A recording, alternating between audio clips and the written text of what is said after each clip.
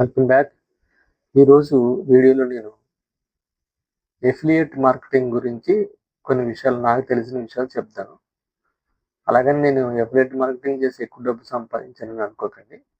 But చాలా సంవత్సరాలు affiliate marketing గురించి స్టడీ చేశాను. ఆ అనుభవం వేస్ట్ అవ్వకూడదనే ఉద్దేశంతో వీడియో చేయడం జరుగుతుంది. సో, ఈ వీడియో ఎవరికైతే ఎఫిలియేట్ మార్కెటింగ్ చేయాలనుకుంటున్నారో వాళ్ళకి కొంతవరకు యూజ్ అవుతది.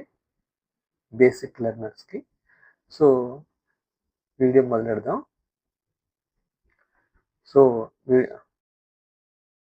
వీడియో మొదలెడదాం. ఈ వీడియోలో మీరు ఏం నేర్చుకోబోతున్నారనంటే, ఎఫిలియేట్ మార్కెటింగ్ అంటే ఏంటి? ఎఫిలియేట్ మార్కెటింగ్ చేయాలంటే ఏమేమి రిసోర్సెస్ ఉంటాయి? ఎలా చేయాలి? ప్రాసెస్ ఏంటి? ఎట్లాగా ముందు అడుగులు వేయాలి? నేను ఈరోజు వీడియోలో ఎఫిలియేట్ మార్కెటింగ్ గురించి చెప్తా.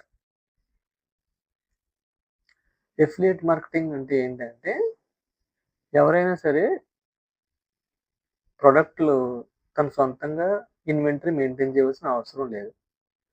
అంటే ఈ ఎఫిలియేట్ మార్కెటింగ్‌లో ఉన్న బ్యూటిఫుల్ థింగ్ ఏంటంటే, ప్రొడక్ట్‌ని మనం ఇన్వెంటరీ చేయాల్సిన అవసరం లేదు.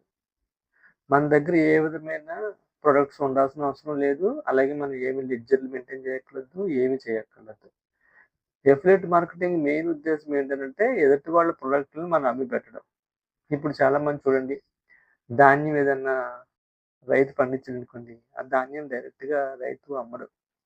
దళారీకి ఇస్తాడు. దళారీ ఏం చేస్తాడు, ఆ రైస్‌ని ప్యాడీని తీసుకెళ్ళి అతను మార్కెట్‌లో అమ్ముతాడు ఎక్కువ రేట్‌కి. ఇతను రూ. 10కి అమ్మితే అతను రూ. 20కి అమ్ముతాడు. రూ. 10 లాభం వస్తది.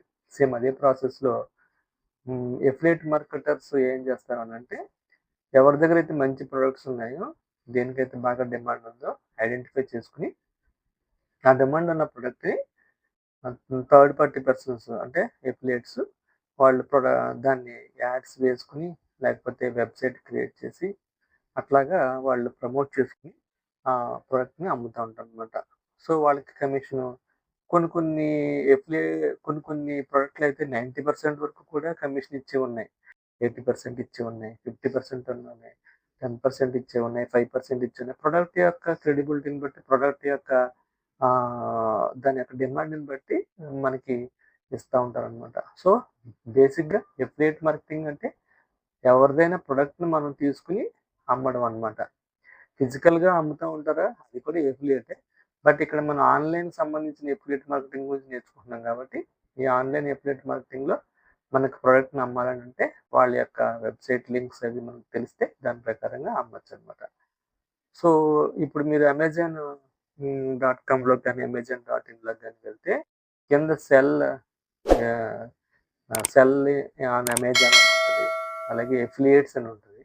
ఎఫిలియేట్స్ మీరు సైన్ అప్ చేసేసారనుకోండి, మీకు లోపలికెళ్ళిన తర్వాత సైన్ అప్ సక్సెస్‌ఫుల్‌గా కంప్లీట్ చేసి మీ డీటెయిల్స్ అయి ఇవ్వగలిగితే, మీకు డాష్‌బోర్డ్‌లోకెళ్ళిన తర్వాత వాళ్ళు ప్రొడక్ట్‌ల యొక్క లింక్స్ ఇస్తారు.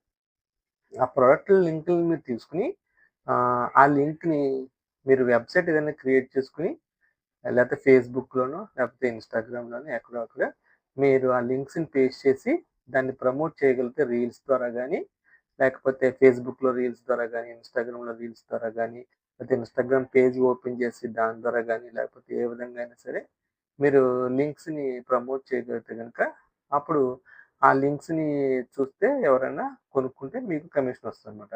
జనరల్‌గా ఏంటంటే, మీకు ఫాలోయింగ్ ఎక్కువగా ఉంటే, మీకు ఎక్కువ సబ్‌స్క్రైబర్స్ బేస్ ఉంటే గనక, అప్పుడు మీకు ఎక్కువ డబ్బులొస్తాయి. మీకు సబ్‌స్క్రైబర్స్ బేస్ ఎక్కువ లేదనుకోండి, మీ పేజ్‌ని ఎవరు చూడరు కాబట్టి, మిమ్మల్ని ఎక్కువ రీచ్ అవ్వరు కాబట్టి చూడరనమాట. అంటే మనం క్రెడిబిలిటీని పెంచుకోవడానికి మన సబ్‌స్క్రైబర్ బేస్‌ని గాని, లేకపోతే మన పేజ్ ఫాలోయింగ్ గాని, లేతే ఇన్‌స్టాగ్రామ్‌లో రీల్స్ గాని కంటిన్యూయస్‌గా ఎవరైతే దాని మీద వర్క్ చేస్తూ ఉంటారో వాళ్ళకి ఆ పర్టిక్యులర్ ప్రొడక్ట్ అనేది వర్కౌట్ అవుతదనమాట. సపోజ్ ఇన్‌స్టాగ్రామ్‌లో బ్యూటీ టిప్స్ మీద చేస్తున్నారనుకోండి వర్కు. బ్యూటీకి సంబంధించిన ప్రొడక్ట్స్‌ని మీరు ఎఫిలియేట్ చేశారనుకోండి, ఆటోమేటిక్‌గా ఎక్కువ రీచ్ ఉంటదనమాట.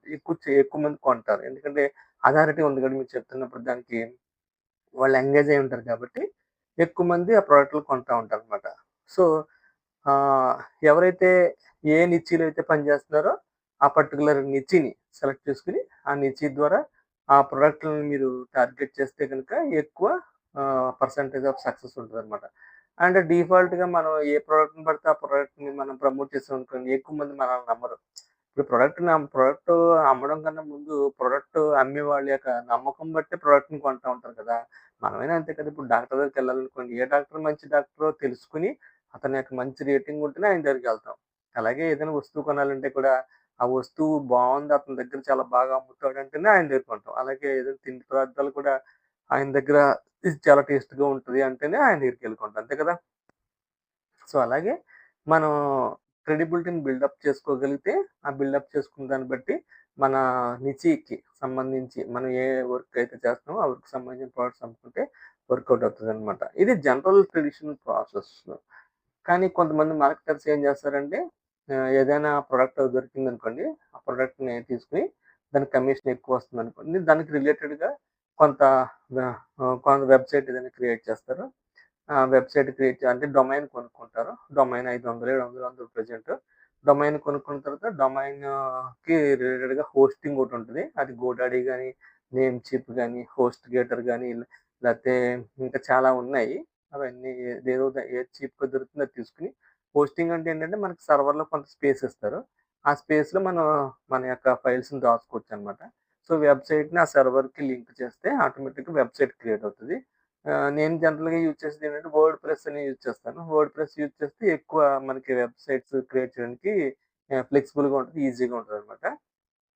సో, అలా వెబ్‌సైట్ క్రియేట్ చేసి ఏదైతే ప్రొడక్ట్ అమ్మాలనుకుంటున్నారో దానికి రిలేటెడ్‌గా ఉన్న కంటెంట్‌ని మీరు ఎక్కువ ప్రొడ్యూస్ చేయగలిగితే, ఆ ప్రొడ్యూస్ చేసిన కంటెంట్ మంచిగా కీవర్డ్స్‌తో పుల్ చేసి హ్యాష్ హెడింగ్ 1, హెడింగ్ 2, హెడింగ్ 3 హెడింగ్స్‌తో మనకి సెర్చ్ ఇంజిన్ ఆప్టిమైజేషన్ కరెక్ట్‌గా చేయగలిగితే గనుక, మనకి ఆ ప్రొడక్ట్ కొంతవరకు సేల్ అవ్వడానికి ఛాన్స్ ఉంటది కాబట్టి, మనకి వెబ్‌సైట్స్ ర్యాంకింగ్‌లో కూడా నంబర్ 1 కిందొస్తే ఆటోమేటిక్‌గా ఎక్కువ సేల్ ఉంటది కాబట్టి, వెబ్‌సైట్స్‌లో మనం ఆ ప్రొడక్ట్‌ని అమ్ముకోవడానికి ఛాన్స్ ఉంటుంది. సో, ఈ విధంగా కొంతమంది నంబర్ ఆఫ్ ప్రొడక్ట్స్‌కి నంబర్ ఆఫ్ ఇండివిడ్యువల్ వెబ్‌సైట్స్‌ని క్రియేట్ చేసి, ఆ వెబ్‌సైట్స్‌ని సింగిల్ పేజ్ వెబ్‌సైట్స్ ఉంటాయి. మల్టిపుల్ పేజ్ వెబ్‌సైట్స్ ఉంటాయి. సో, వాళ్ళు దానికి ఒక సెపరేట్ ప్రాసెస్ ఉంటుంది. అది తర్వాత వీడియోలో చెప్తాను. ఆ ప్రాసెస్ ద్వారా ఎక్కువ వీడియోస్‌ని ఎంబెడ్ చేస్తా ఉంటారు. పోస్ట్‌లని ఎంబెడ్ చేస్తూ ఉంటారు బ్లాగ్స్ కింద. అలా చేసి ప్రొడక్ట్ యొక్క లింక్స్ ఇస్తా ఉంటే, ఆ ప్రొడక్ట్ లింక్‌లు ఆటోమేటిక్‌గా మనకున్న అథారిటీని బట్టి, మనం ఇచ్చిన కంటెంట్ యొక్క స్ట్రెంగ్త్‌ని బట్టి ఎక్కువ మంది కొనడానికి ఛాన్స్ ఉంటదనమాట. అంటే ఓవర్ నైట్‌గా డబ్బులొచ్చేస్తాయని నేను అనను గానీ, ఇది ఒక మిషన్ లాగా వర్క్ చేసుకుంటా ఎళ్తా ఉంటుంటే ఒక రోజుకి ఖచ్చితంగా మీకు క్రెడిబిలిటీ పెరుగుతది. ఆహ్, డబ్బు రావడం అనేది ఖచ్చితంగా జరుగుద్దనమాట. కాకపోతే కొంత టైమ్‌ని స్పెండ్ చేయాల్సొస్తది. హోస్ట్ డొమైన్‌కి ఒక 500, హోస్టింగ్‌కి ఒక 1500 ఇలాగా మనకి ఆఫర్‌లో ఉంటాయి. మినిమమ్ సంవత్సరానికి ఒక 3, 4 వేల రూపాయలు పెట్టగలిగితే మనం ఒక వెబ్‌సైట్‌ని మనం బిల్డప్ చేసుకోవచ్చనమాట. మీరు ఒక 1000 వ్యూస్ వచ్చాయనుకోండి యాక్చువల్‌గా మన యూట్యూబ్‌లో అయితే రూ. 20, రూ. 30 వస్తాయి కానీ వెబ్‌సైట్స్‌కైతే ఇంకా ఎక్కువ డబ్బులొస్తాయి. ఎందుకంటే ఎక్కువ మంది చూస్తా ఉంటారు కాబట్టి, ఫారిన్ కంట్రీస్‌లోను అట్లా చూస్తా ఉంటారు కాబట్టి ఎక్కువ డబ్బులొస్తా ఉంటాయి. సో, ఆ విధంగా మీరు ఎఫిలియేట్ మార్కెటింగ్ సంబంధించినవి కూడా చేసుకుంటా వెళ్ళొచ్చనమాట.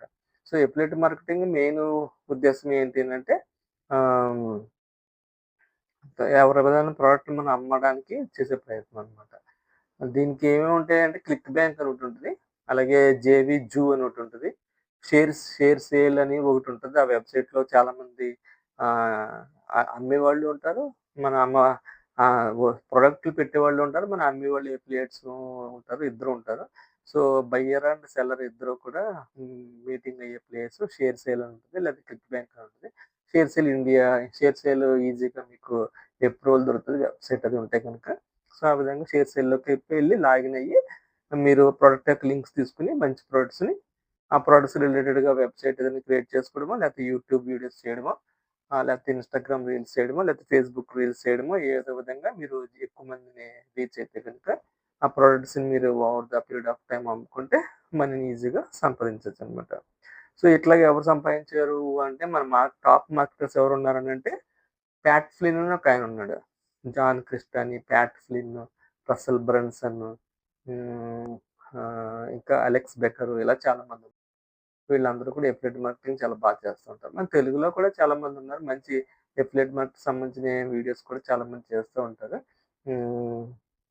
సో, మీరు ఒకసారి ఆ దిశగా ఆలోచిస్తే గనుక ఎఫిలియేట్ మార్కెటింగ్‌లో కూడా ఎక్కువ డబ్బులు సంపాదించొచ్చు. చాలామంది ఈ రోజుల్లో ఏంటే యూట్యూబ్ ఎక్కువ మంది చేస్తున్నారు కాబట్టి, యూట్యూబ్‌లో ఎక్కువ మంది ఫ్యాన్ ఫాలోయింగ్ ఉంది కాబట్టి, మీరు ఏ దేనికి సంబంధించినవి చెప్తున్నారో దానికి రిలేటెడ్‌గా ఉన్న ప్రొడక్ట్స్ అమ్ముకుంటే వర్క్ ఉంటది. కొంతమంది మోటివేషన్ ఇస్తూ ఉంటారు.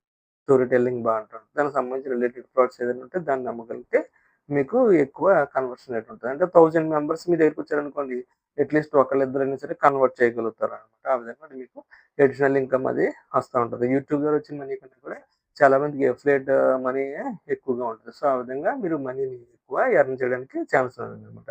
సో, మీకు ఒకవేళ ఎఫిలియేట్ మార్కెటింగ్ మీద ఇంట్రెస్ట్ ఉంటే గనుక, ఆ విధంగా ఎఫిలియేట్ మార్కెటింగ్ చేయొచ్చు. ఈ సీరీస్ మీకు నచ్చితే గనుక నెక్స్ట్ కంటిన్యూషన్ కింద అసలు ఎఫిలియేట్ మార్కెటింగ్ ఎలా చేయాలి?